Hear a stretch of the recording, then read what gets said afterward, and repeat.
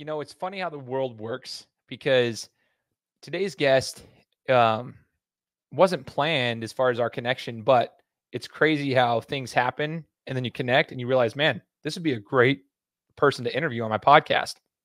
So, long story short, I was coaching a basketball tournament for Idaho Premier. We were in Montana. My friend and I were driving back from Montana, and I left my wallet in the rental car when I was coming home when he dropped me off. So when I got home the next day, that evening, my friend texted me, said, "Hey, you left your wallet. I'll bring it to my office tomorrow, and you guys can come and get it in the middle of the day." So we got back on a Sunday night, and that Monday I was expected to go get my wallet. My wife was going to go pick it up for me. And in the middle of the day, what happened was my friend had accidentally dropped the wallet out of his jacket when he got to his office. So my wallet was sitting in the parking lot, standing up. And this individual who's on the podcast today, Cash Burgess, found it and was messaging me on Facebook and actually was kind enough to drive all the way to my house in Nampa, Idaho, drop it off with my wife, and give me all the stuff that was in there, because that could have easily, just gone south, right? And it was through that connection with him, I reached out to him and thanked him. And then I realized, like, man, this guy is very well known in the jiu-jitsu world. He's a great competitor. He's very skilled. And I asked him if he would be willing to share his story of his jiu-jitsu training on my podcast. And that's where we're at today. So I'm excited to bring this to you. It's a super cool connection that we had. He's a great stand-up individual who was willing to bring back my wallet. Keep that in mind. It's 2024. Not a lot of people would do that. So there is good in the world today. There's humanity. Like, there's good in humanity. He's proof of that. And today he gets to share a story about the jiu-jitsu background and how it's changed his life. So I hope you guys, take notes of this. It's really cool to hear about martial arts, and it's more than just competing and tapping people out and choking people and stuff. No, there's so much more to it. And he'll share that, how it's changed his life and how it's changed his confidence levels and everything of that nature. So I'm excited to bring this interview to you guys. So get ready, because this is the Gametime Guru. What time is it? Game time! This is the Gametime Guru podcast, where I interview sports figures from all over the world to help deliver a panoramic view on sports. So whether you're a former athlete, one of the crazies, or simply a casual sports fan, this is the perfect show for you as we peel back the curtains and learn from our guests every single week. I'm your host, Shane Larson, and I'm helping you see sports through a different lens. What's going on, everybody? Welcome out to another episode of the Gametime Guru podcast. My name is Shane Larson, host of the show. As you guys are well aware by this point, I mean, we're 7.5 years running into the podcast, and dude, the show has been downloaded in 182 countries, all 50 states, thanks in large part to everybody who's taken part in the show, those who have either been a guest on the show, those who have listened to the show, those who have shared the show on whatever platforms you're listening on. All I ask is that you leave a review. So, for example, Apple Podcasts, you can leave a 5-star review and leave some feedback on there. It helps get the show out to more and more people. We just charted in the top 40 in Indonesia for the podcast there, which is kind of crazy. It is worldwide, which is awesome. But if you're also listening on Spotify, there's an opportunity there to give a rating, and that also helps with the reviews and pushing the podcast out to more people. So all I ask is, if you're new to the show and this is your first time, maybe it's going to be your only time. Hopefully you'll subscribe and listen to more. But if this is your first time listening, I just ask that you consider leaving a review for the podcast, and that would be awesome. So now, as I mentioned in the introduction, this is a special episode for me because our guest here, the way I even got in contact with him was just kind of a random connection. There's a long story with that. When it came to, like, my wallet was lost. I left it in the van when I came back from Montana. My friend, who happens to be a dentist, was supposed to bring it back to us here in Nampa.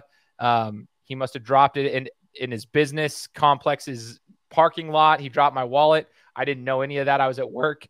I'm getting messaged by our guest here saying, "Hey, like, I have your wallet." And I didn't even know what was going on, because by the time I got the message, the wallet had been returned. But then I had gotten a message from my wife saying, "Hey, something's weird here. Did you know this is going on?" Anyway, long story short, our guest returned my wallet. And so I was super grateful for that. That kind of shows the stand-up guy that he is. And through that connection, I had learned that, he is big time in the world of jiu-jitsu and just grappling in general. And we're going to be learning a little bit about that. His name's Cash Burgess. Cash, thanks for joining the show, man. Thank you for having me. I appreciate it. Absolutely, brother. Absolutely. So, I want to rewind the clock a little bit, Cash. Getting to know you as I just talked about. You're a stand-up human being. Obviously, it's 2024. You never know. You drop a wallet, you never know who's taking what these days. So it shows a lot about your character. But I want to kind of like rewind the clock and talk about your martial arts upbringing, and we'll kind of discuss a little bit more about how martial arts has had an impact in your life, because I would have to imagine it probably has. But let's rewind the clock and talk about jiu-jitsu. Okay. And we'll get into the world like later about your competition and stuff. But I want to start with just like, how did you get into jiu-jitsu? Because it's not very common unless you know about jiu-jitsu. A lot of people will start wrestling and stuff, but then, jiu-jitsu, it's kind of its own little niche, I should say. So like, when did you start getting into the grappling world of martial arts? Um, I started getting like grappling because of my brother actually. Okay. I never really knew anything about it. I wanted to do karate because that's the only martial art I knew. I just wanted to learn how to fight, but my brother ended up signing me up for jiu-jitsu. He had a friend from childhood and stuff that ended up training. It was a brown belt at the time, and happened to train in Idaho. So he was going, "Hey, like sign him up." It was a birthday present.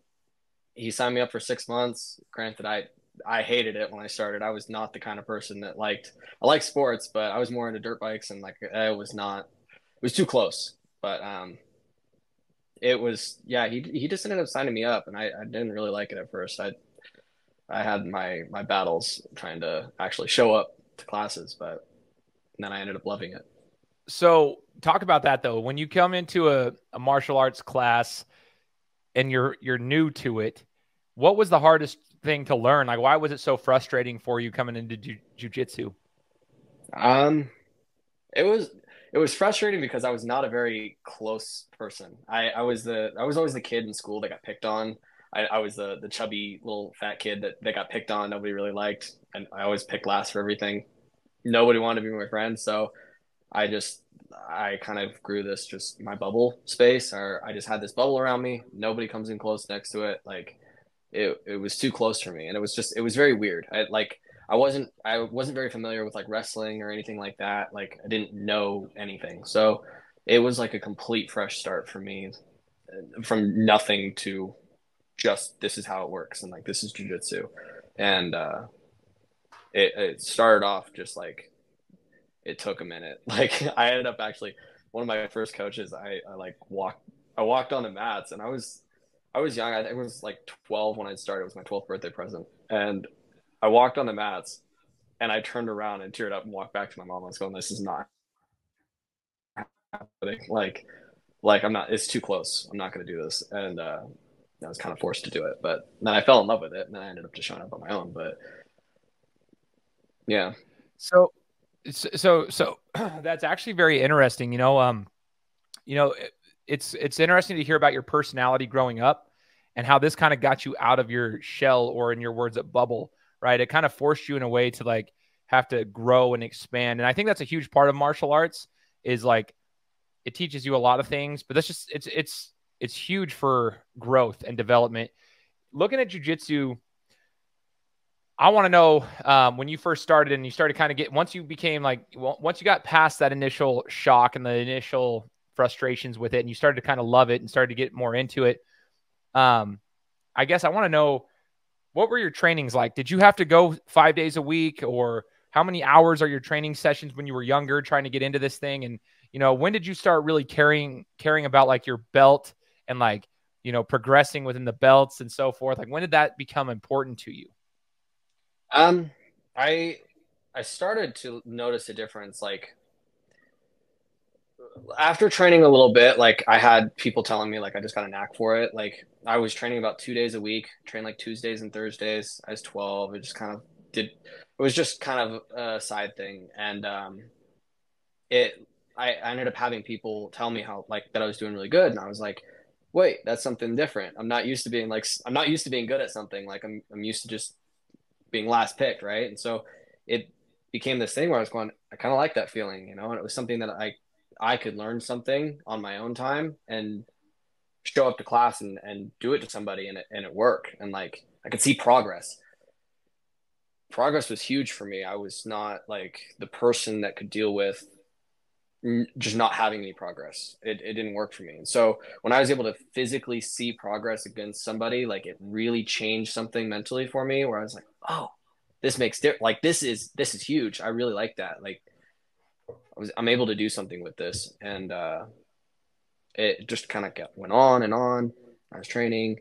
It slowly went from 2 days a week to 3 days a week, and then 4 days a week, and then 5 days a week. And I slowly just fell in love with it more and more until eventually, and like, or my nephews had trained with me as well. One of them, which still does. And I started off in the adults classes as well because I didn't like the kids classes. It just didn't work for me. I was a bigger kid. And so I started off in the adults class. And so it took me a second to be able to pick up to a pace where like I can hold my own against full grown men that may not know how to fight as well, but I can figure something out and I can learn from there. Once I did my first competition though, about 6 months or so in, is when I was like, oh shoot, I won something. Like I can win this. And this is awesome. You know, I got a medal for this. I've never had that. And that really just opened my eyes up, and it was a whole new world by that point. So you mentioned like progress, and you mentioned that that's something that I think is awesome, and I relate to a certain degree. So I used to train jiu-jitsu when I was younger, and then by the time I turned 15, I started boxing for Golden Gloves. So I kind of shifted my attention more to the striking game, and I loved fighting for Golden Gloves. That was one of my favorite times of my life, actually, just competing in the sport of boxing for 3 years and whatnot. But in a similar way, you know, I didn't like, I never hated any of those sports. I never hated either one of them, but there was a difference between training and then a complete different obsession that came about once I started competing. Once you put that training to use against another individual and you see what you're truly capable of, there was an obsession that came with that. Even when I lost, and I got my head smashed in a couple of times, I still, like, I became obsessed with it because it just gave me a whole nother level of where I needed to progress. And I would imagine for you, it's kind of the same. Like being able to compete, it brings a whole nother obsession out. And I guess that would bring me to my next set of questions. In the sport of jiu-jitsu, there's gi and no gi. And for those who don't fully realize, like, there's a whole like different strategy with it. Like when we would roll with, you know, a gi, there's different chokes you can do just simply with the gi itself, like pulling it with your arm, and you can kind of, it almost seems like it's cheating at that point because you can just lock in and cinch in a nice choke hold just with the gi itself. But with the no gi, I feel like I don't know. I feel like that's just at a different level, and I want to get your opinion on that because I know you have a lot of experience with the no gi, and it gets harder. So talk to me about that. Do you have experience with gi and no gi, or have you always been like a no gi, you know, grappler? Tell me a little bit more about that. Yeah, of course. I'm a lot of people like gi or no gi, like they have a preference. I've never really had a preference. I love both. I train That's both. awesome. I've always trained more gi actually. For some reason, I've always done better in no gi. I've always just performed better. I think it's because I was just fast and I could move quickly. But like I never really had a preference. I like both because it's a totally different game for each one. In gi, I'm gonna be a lot more different. I'm gonna be a lot slower. I have a lot more submissions and things like that, and the pace of it goes a lot slower. No gi, it's totally like way faster. You have a lot more wrestlers involved. And me, I've never wrestled, so other than what I've done in jiu-jitsu and like MMA and doing Muay Thai and boxing and sparring with all the fighters, that's how I got most of my no-gi training was in MMA and stuff. So I learned to be like really close and tight. Later down the road, I ended up being a lot more quick and moving around like the outside, not having to stay so tight, worrying about getting hit, just because of the sport style. But I've always competed in both gi and no gi. When I compete, I do gi brackets and the no gi brackets. And if there was absolutes, I do the absolutes as well, just all open weights. I just did all of it, as many as I can. I just love competing. That it was like I do all of it. But I have my waves though. Every once in a while, I'll like gi a little bit more because I learned this new technique, or I'm specifically working on something, and so I'm practicing it more in that. There's a lot of techniques in the gi that you can't do in no gi. or it's completely different. And so, and it just doesn't work as well. Like no-gi's a lot more slippery or sweaty, moving around a lot more.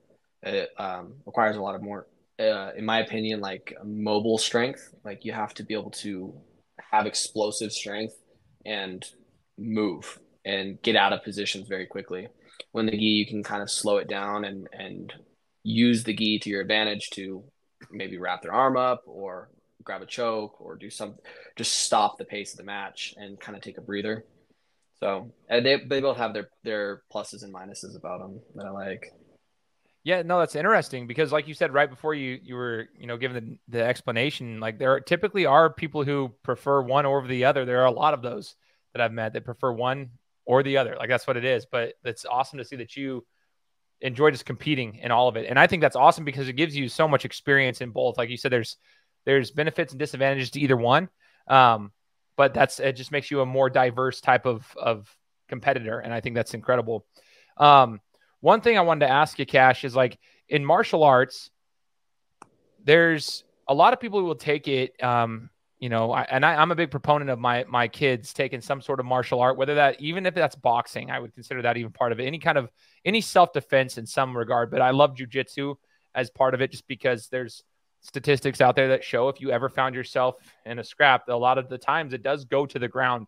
And that's just the reality of it these days. And so I want them to be able to defend themselves. But do you feel like more confident as a human being? Not saying you're going out there looking for scraps, like that's kind of the part of martial arts is to help you be disciplined, to almost avoid that in a sense.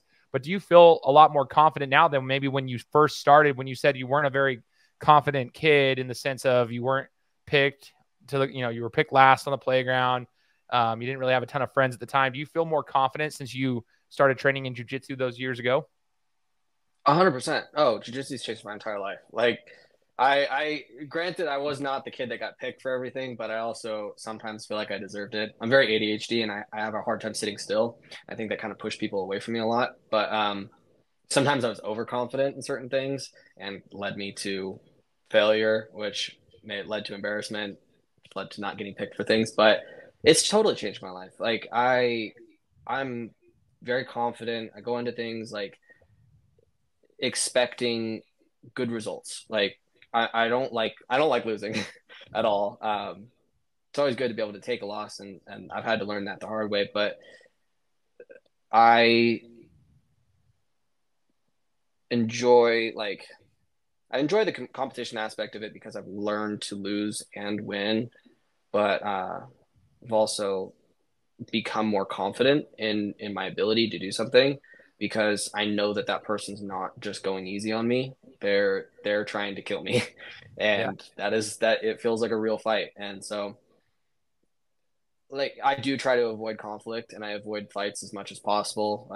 Going through high school, having done martial arts and doing martial arts at the time and having somewhat of a recognition, I had people at school that would try to fight with me and things. If you take out the top guy, then they assume that they're the top guy, but they forget the part of trying to fight the top guy. So it led to a lot more of like just diffusing situations too. Yeah. Of trying not to start fights and trying not to do that, even though like I love competition. I don't really need to fight people because I've got this confidence and I've got this understanding that like I don't need to start stuff with people because I pretty much know the outcome most of the time.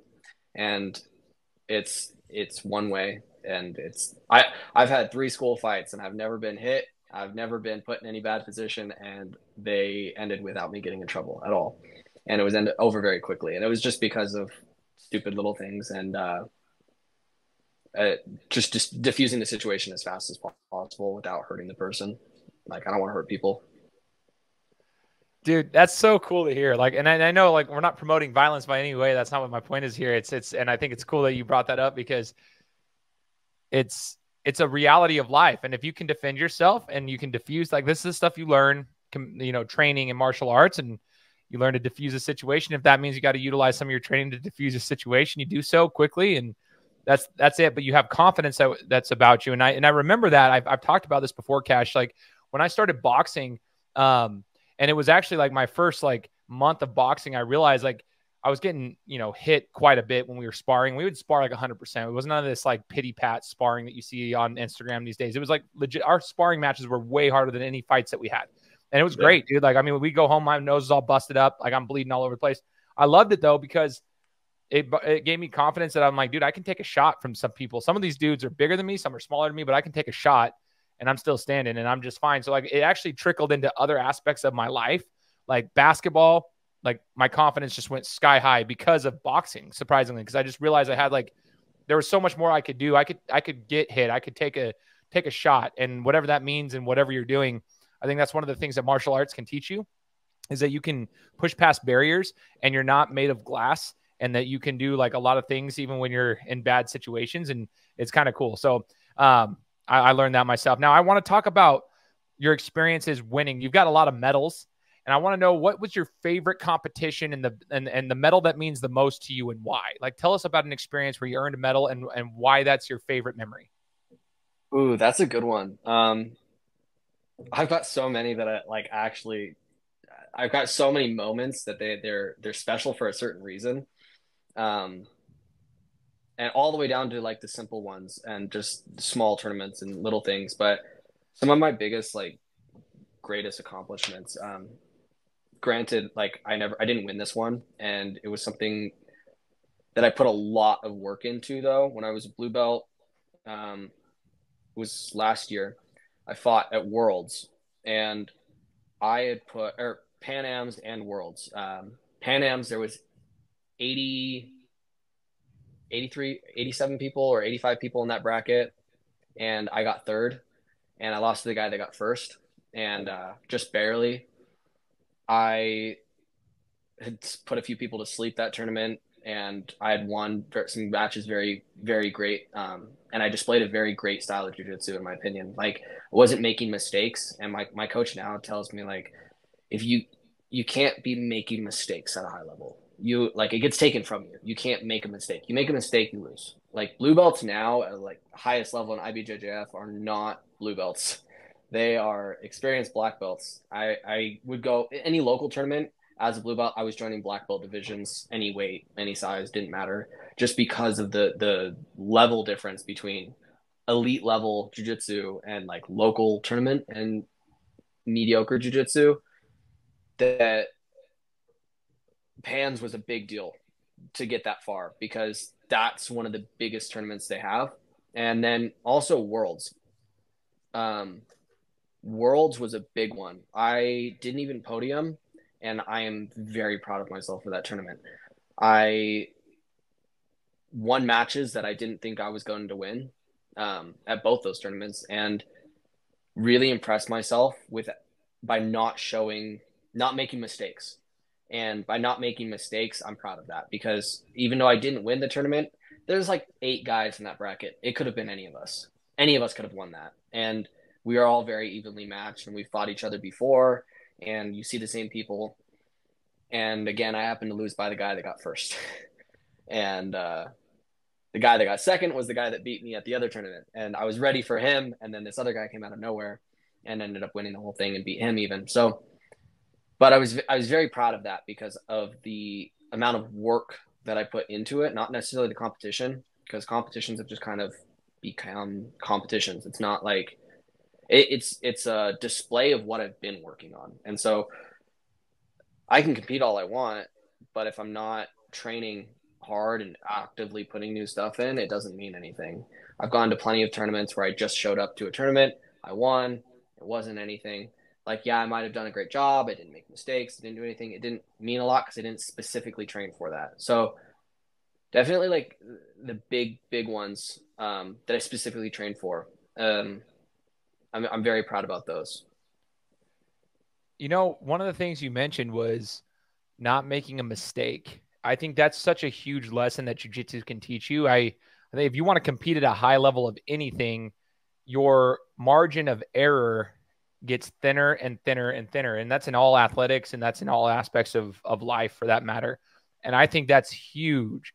Like, I just took a note of that. I would encourage anybody who's listening to do the same thing. Go rewind that and see what Cash just said about that little subtle statement you made about what your coach said about, like, you can't make mistakes, dude. It'll get taken from you. You know, like, I think every athlete from any sport needs to listen to that. Sure, you can get away with it when you're younger. In a lot of sports, you can get away with mistakes and stuff, maybe because your athleticism carries over. But every level that you go up and up and up, you start to realize that, like, oh, like I can't be turning the ball over if I'm in basketball. I can't throw interceptions if I'm in football. If I'm in jiu-jitsu, I can't make this move because they'll take advantage of it really quickly and then I'm screwed.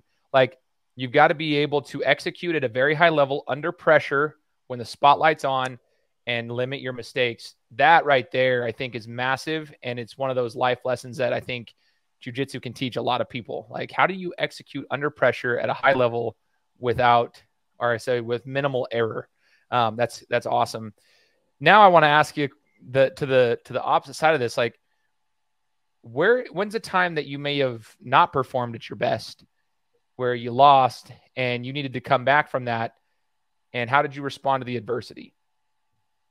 I've definitely I've had my moments of loss, and they're no fun. Um, I've had a lot of losses due to and I don't put this out there as in like a fact of making an excuse, but there's a lot of controversy if there's biasism in jiu-jitsu, especially certain tournaments. And so me not it's Brazilian jiu-jitsu. You'll see a lot of Brazilians, me not being Brazilian, there's not a very great edge on my side sometimes. That's not all tournaments, but there's some. And like I've had a lot of losses where it had nothing to do with what I did. And so of maybe the referee at that time wasn't looking at the match and didn't see what I did or that I scored or that I submitted the person even and let it keep going. And I've had to learn not to let go of submissions until the referee puts his hands on you and is like, stop, like very clearly, because I've had matches where I lost because I submitted the person and I know that they tapped and it was very clear, but the ref was looking at the mat next to them or, looking at something else or their watch or doing something and missed it. And so I let go and the person ended up getting up and won by points. And my dad actually had told me, he said, never let go. He goes, you don't ever let go of that until that referee puts his hands on you. And that changed a lot because I had plenty of losses where it wasn't my fault and the referee wasn't looking and wasn't paying attention. And those ones hurt the worst because I know it wasn't due to my fault. And so it's very annoying and it's stressful and it's hard when you put in all this work to have something taken away from you when it wasn't of my action. I'm very good at owning up to my faults. If I made a mistake and I lost legitimately, I lost. I'll own up to that, and I know exactly what I need to work on and stuff like that. So I one time was fighting in Pan Am's in Nogi, and I had actually submitted the other guy. He tapped, and it was finals, and I was fighting this guy I'd fought before, and he was bigger than me. He was stronger than me. He was, I think, from Israel, and I was doing very well against him. I actually submitted him with a footlock, and he tapped and everything, and the referee thought that I tapped. I don't know how the referee to this day thought that I tapped, but I ended up he stood us up, gave him 3 points and reset us, and I lost that by points. Unfortunately, it was just those 3 points that caused enough for me to lose that match, and I was very upset because I know I won that match, and I still got the second place for that, for one of the biggest tournaments I could have gone to, and that hurt. But when I've lost and I know I lost, like when I fought in Worlds, I may have not even podiumed, but I seriously had a hard time coming back from that one because of how much hard work I put into it. Knowing I lost legitimately, I did lose, and it sucked because it got caught on video and it was put online and all this stuff, and it was very hard to kind of recover mentally from that one because of the amount of work that I put in and it to be taken away right before the podium. And I had blood, sweat, and tears had gone into that tournament, and to lose that one was very difficult. I wish there are certain things I could have done differently that I would have done and I didn't do. And I I just had to realize that like there's always another year. I can come back and I can do it again. And I can display a better version of myself when I come back. Hey, he messed up on this, but next year, look at this. Look what I did. I can do something totally different, and I'll shock everybody. And I always just want to be doing something impressive, and not necessarily putting on a show because I like to win by any means. So it doesn't mean putting on a show. I'm not looking to be fancy or looking to do anything like that. But um, when I can win, it's great. When I lose and have those tough moments, like at Worlds, that beat me down quite a bit, and mentally just had to realize that like I can go back to training and I can come back. And what I did previously, like there's multiple matches to that. I won multiple matches in a very fabulous way. I had one of the best comebacks I feel like there was in jiu-jitsu history. There was 4 seconds left and the guy was winning and he fell asleep. And I ended up winning the match. That was one of the best things I could have done. So I have to realize the matches I had before that, or the things that I have done and I have worked on. Maybe it wasn't my day. I might have lost the match, but it doesn't mean that I didn't put in the work for it or that I couldn't have won it. And so I just realized that I made a mistake and I need to work on it and I can come back and I can do better at that. Just wasn't my time. Yeah, no, it's interesting. When we experience failure, it's hard to come back though. Like, I guess to follow up with what you're saying, when you lose those tough ones, whether it be the referees, terrible decisions, dude, referees and it doesn't matter what sport, we do not get along. Whether it be as a coach, as a fighter, as a basketball player, I do not get along with referees. So I have a hard time with them. And when I'm watching UFC fights like Jared Cannonier, who gets stopped early, dude, there's nothing more infuriating that's in my system. So I have a really hard time with that. But anyway, regardless of how it is that you lose, my question is then to follow up on that one, Cash, is when did you get back to work? Like, when did you decide, like, hey, when, there's a time to like, we always said it in the world is like, okay, you can piss and moan for a minute. Okay. That's fine to be upset about the loss and stuff. But then my coaches would always say, it's time to get back to work. So like, when did you get back to work? How quickly could you get back to work and get yourself mentally tuned in to like, say, okay, it's time to get back to work. I'm done pissing and moaning at this point. I'm ready to go for the next one. Like how did you do that and how long did it take you? The next day. I was not even off that mat for 15 minutes. And my coach was like, you know what? We got to go back to work. And as soon as you get back, and that happened to be in Long Beach, California at the Pyramid. And as soon as I got back and we flew back, I think I was actually even training because I stayed with my brother at the time. He had a house in California and he started training jiu-jitsu as well. And so I was working with him. I was training with him. I was already doing stuff. My mind was already on it. I was already like, how can I fix this? What's the fastest way that I can fix this mistake and get back to it? My coach would always, every time, even before I met my coach now, it was always, as soon as I'm done, I'm back in the gym the next day. As soon as I can get in there, because I want to figure out why I lost. Like, what did I do wrong? Like, I need to fix that. That can't happen again. And so I was in right away. I don't want to waste time. My coach was like, right away, this is what we need to work on. My mom never wanted me to be upset in front of other people as well. So it would be, I walk off the mats, you hold everything in. You don't show emotion. You don't show pain. You don't show that you were hurt or felt defeated in any way. You walk off, you get to your own space. You get where other people can't see you and you have your moment. And then immediately in that moment, you start thinking, how can I get back? How can I get back at this person for doing that to me? And it's almost like a revenge in a way. Sometimes it's kind of hard because I can't get revenge on those certain people or go back at it, and I can't train with them to work on what happened. I have to work on it outside of there, and they're already working on their other stuff, and it turns into this whole thing of what's the new meta, like what's the new move, and you end up seeing that at every tournament too. There's always new moves happening. Every tournament, there's this is what's happening, and then you're countering it, and then this happens, and you counter that one, and this happens. But to not branch off too much, it was right away. I couldn't stand not fixing what happened. I just linger in my head, and it didn't sit well with me.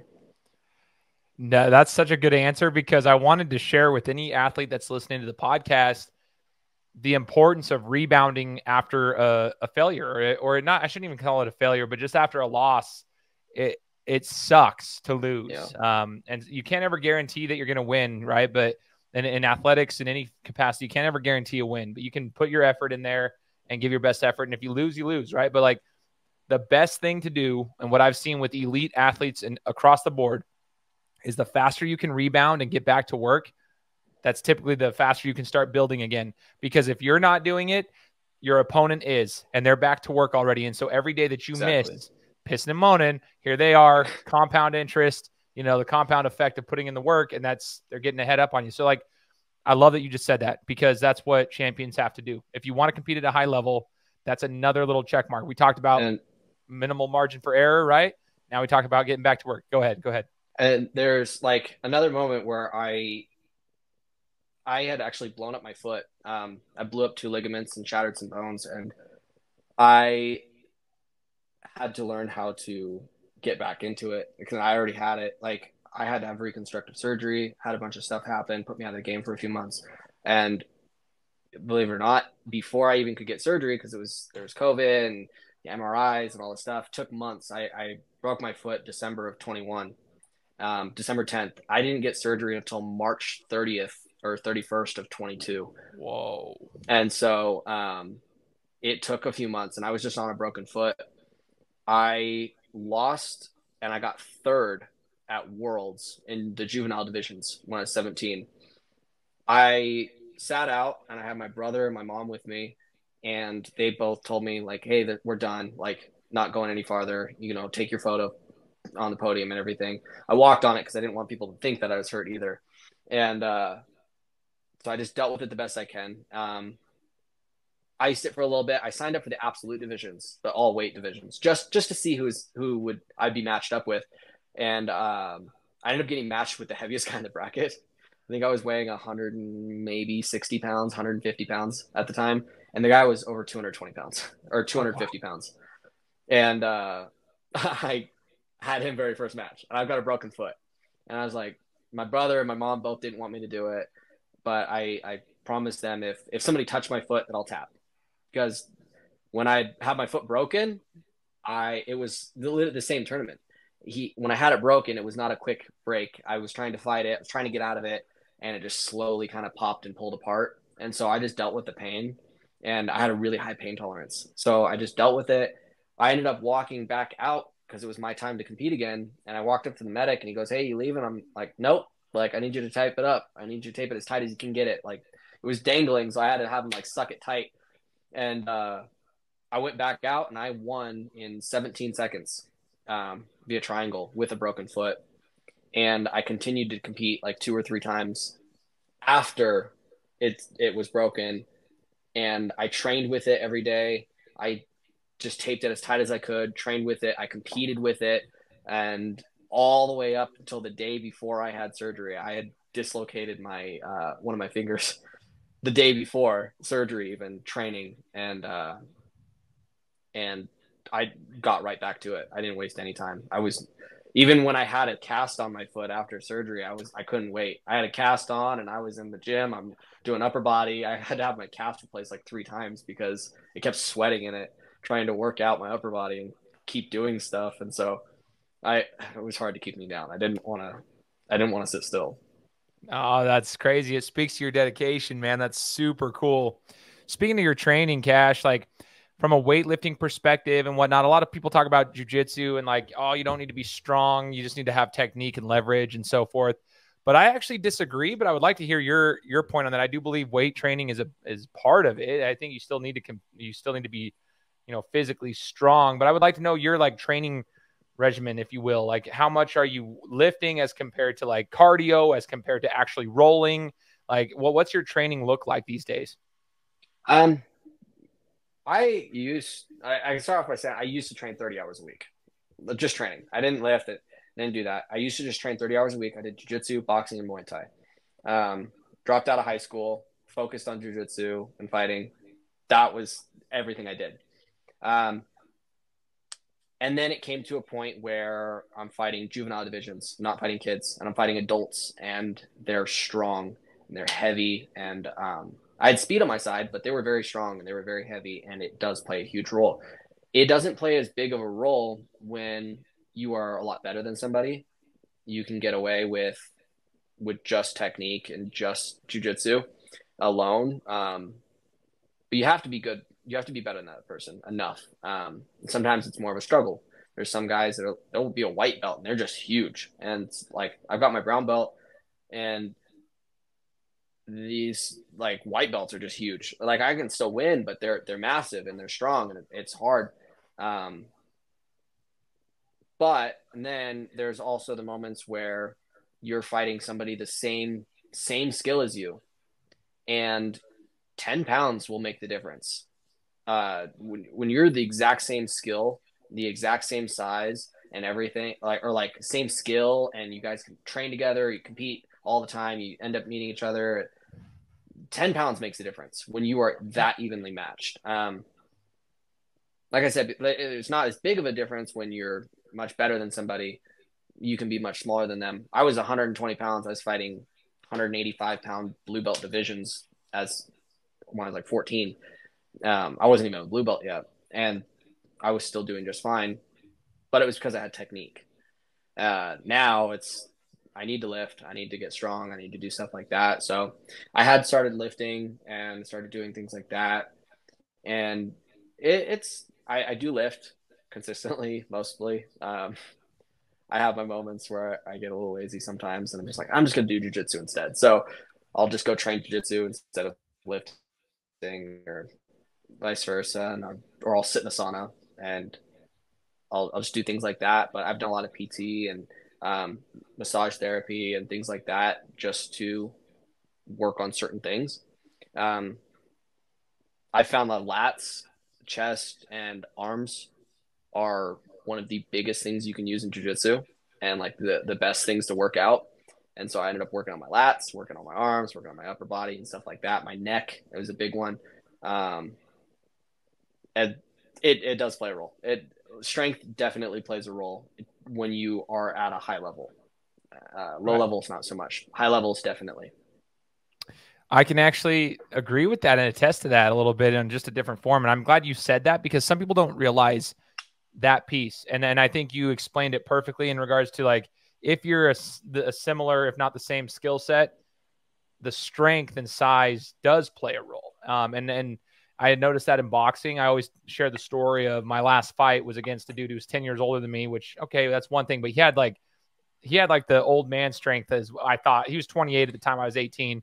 So it's funny. I called him an old man. I'm older than that now by 8 years. But anyway, he outweighed me by 16 pounds, but they said 13 on the thing so we could fight. But anyway, that was a massive difference, dude. Like, not only was he older and he had some dad bod strength behind him, but like just the extra, 15 pounds more or less was huge. And people don't realize, I'm like, dude, 15 pounds, like, he was destroying my face, dude, like destroying. Yeah. We were very similar skill set. We had sparred a million times. We'd fought together. Like, we trained together. I was probably actually more skilled than him in a lot of areas, but dude, he just had pop on his punches, and that's what took over. Cause by the third round, I was just done. I was tanked. Yeah. Kind of had to hang on. So I'm glad you said that. Now, as we're getting near the end of the interview, Cash, it's kind of cool to hear these stories though, but I want to ask you if you have a specific fighter that you looked up to growing up, anybody that you look up to now, like a fighter that has a skill set that you want to replicate, so to speak, in your art of jiu-jitsu. There's a few. I do have a few. One that's easy to say is Gordon Ryan. A lot of people don't like him because he's very outgoing and he's got a lot of he's very opinionated. But besides all that, and you look past all of that, he's the number one no-gi grappler in the world. I never seen anybody test against him, like, even come close, and he's put everybody down. For no-gi, at least. Tynan Dalpra in the gi is a very good one. Roberto Abreu, he's Cyborg. He goes by. He's a very good one. Uh, there's a few others. A lot of those just top elites, but like Gordon Ryan, I gotta say, and Nicholas Muragali in the gi. I got the same team. I gotta go with Gordon Ryan and Nicholas Muragali are like my two. Where I'm like, those are my guys. What stands out to you about them specifically? Like what makes you like look at them and be like, man, they're elite level? They manhandle people. And there's a big problem with in like enhancement use in jiu-jitsu.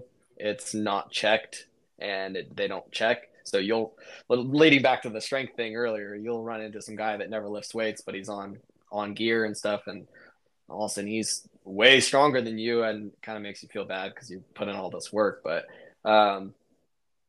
Gordon Ryan, because of how he just manhandles people, like he gets a hold of you. And I went to one of his seminars one time, and I had him throw me just for fun, and it was incredible how just powerful he is, and he's got such amazing jiu-jitsu on top of that. His coach being John Danaher, he's like a wizard. They study things so intensely that their game is almost unbeatable. He has an answer for everything, every single thing. Same thing with Nicholas Muragali. He's the GOAT in the gi, and they're both very big guys, but I don't see either of them, one of them, losing anytime soon, especially Gordon. It's funny because you hear like guys like Dustin Poirier in the UFC. He talked about like guys like Islam Makhachev and Khabib. I mean, they're wrestlers, right? But one of the things he mentioned, that's the reason I'm bringing it up, is it was just a subtle difference. He's fought against good wrestlers in his life, obviously being around the professional fight game.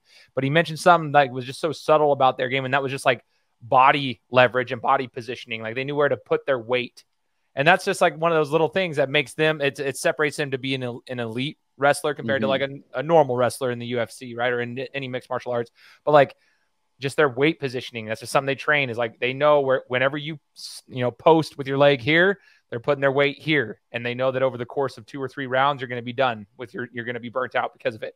And it's probably similar to what you're saying here in the jiu-jitsu game. It's just like the little things, the explosion, the power, they manhandle people.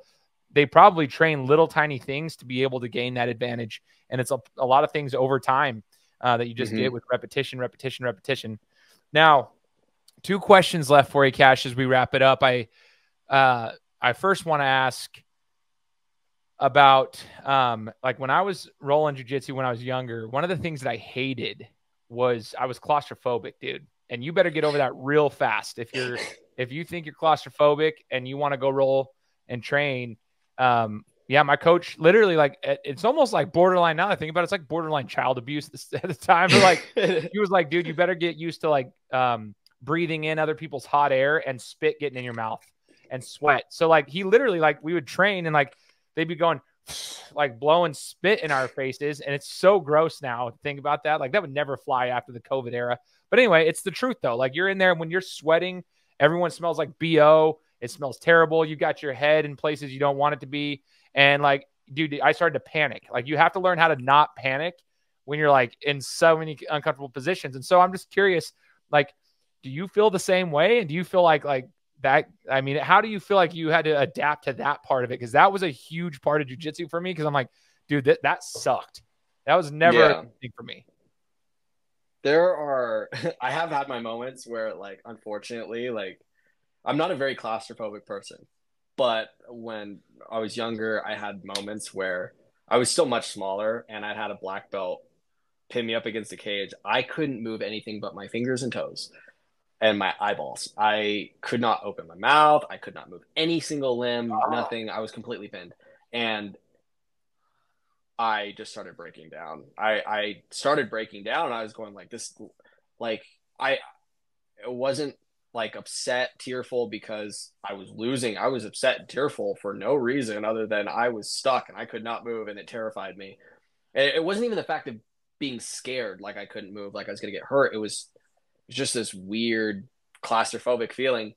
But I've gotten a lot better at being able to deal with that stuff. And I've had the whole sweat in the face thing, and you share body fluids in ways you don't even want to think about. It's just kind of, it's nasty. So I always try to take good showers and everything right away. But the I practice being upside down.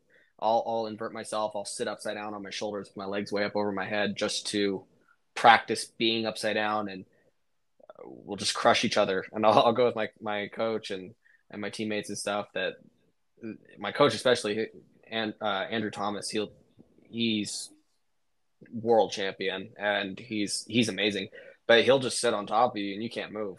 And it's like you feel like you could do something and then you go to do it and you can't.